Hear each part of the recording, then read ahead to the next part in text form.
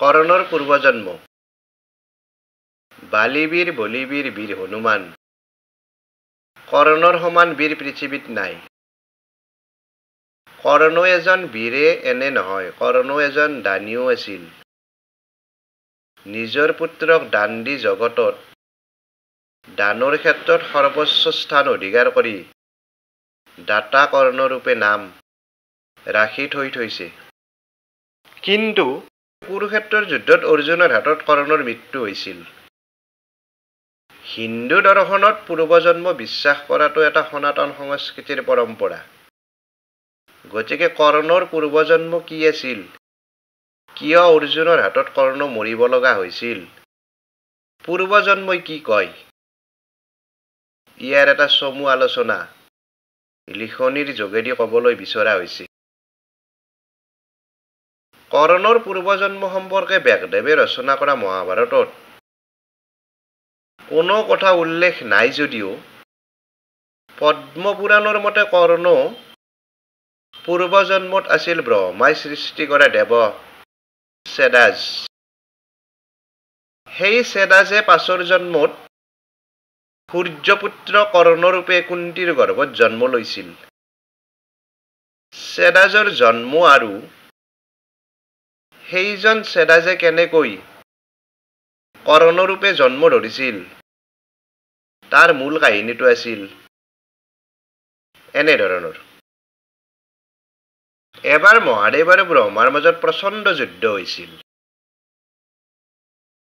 যুদ্ধত মহাদেৱৰ খং উঠি ব্ৰহ্মাৰ মূৰটো কাটি পেলাইছিল।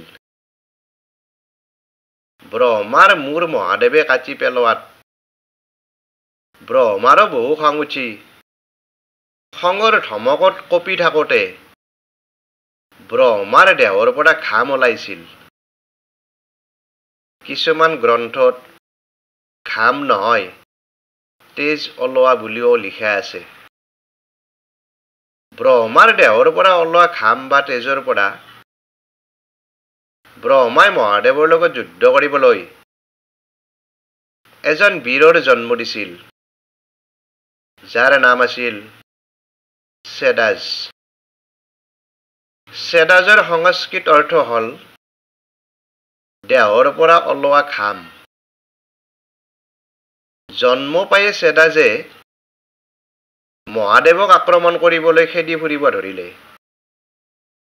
মহাদেৱে গৈ বিষ্ণুৰ ওচৰ পালে। বিষ্ণুৰ ওচৰলৈ যোৱা মহাদেৱক চেদাজে পিছে পিছে খেদি গৈ বিষ্ণুৰ সন্মুখতে আক্ৰমণ কৰিবলৈ লওঁতে বিষ্ণুৱে কাজিয়াখন বন্ধ কৰিবলৈ যত্ন কৰোঁতে বিষ্ণুৰ হাতৰ পৰা সাধাৰণ তেজ ওলাইছিল। বিষ্ণুৰ হাতৰ পৰা ওলোৱা তেজৰ পৰা বিষ্ণুৱে ৰক্তজা নামৰ এজন বীৰ সৃষ্টি কৰি চেদাজৰ লগত যুদ্ধ কৰিব লগাই দি মহাদেৱক ৰক্ষা কৰিলে। ৰক্তজা আৰু চেদাজৰ যুদ্ধ 2 বছৰলৈ লাগি থাকিল। দুয়োজনৰ যুদ্ধই অস্থিৰ পৰিস্থিতি সৃষ্টি কৰাৰ লগতে বিষ্ণুই সৃষ্টি কৰা ৰক্তজা ব্ৰহ্মাই সৃষ্টি কৰা চেদাজৰ হাতত ক্ৰমান্বয়ে অসহায় হৈ পৰাত বিষ্ণুৱে ব্ৰহ্মাদেৱৰ ওচৰলৈ গৈ ব্ৰহ্মাই সৃষ্টি কৰা চেদাজক নিয়ন্ত্ৰণ কৰিবলৈ ক'লে। বিষ্ণুৰ কথা শুনি ব্ৰহ্মাই চেদাজক নিয়ন্ত্ৰণ কৰি যুঁজখন বন্ধ কৰিলে। চেদাজৰ হাতত ৰক্তজা দুৰ্বল হৈ পৰাত ৰক্তজাই ব্ৰহ্মাক কৈছিল, হে ব্ৰহ্মাদেৱ, আপুনি সৃষ্টি কৰা চেদাজৰ হাতত বিষ্ণুই সৃষ্টি কৰা ৰক্তজাৰ পৰাজয় অতি দুখৰ কথা। এই দুখ বিষ্ণুই সৃষ্টি কৰা ৰক্তজাৰ সদায় থাকি যাব।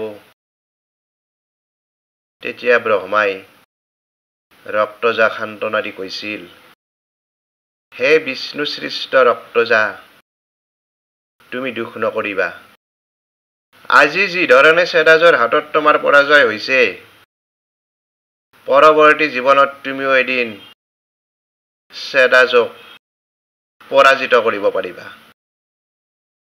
সেইমতে পাছৰ জন্মত চেদাজ, কৰ্ণ আৰু ৰক্তজা অৰ্জুন ৰূপে জন্ম লৈছিল।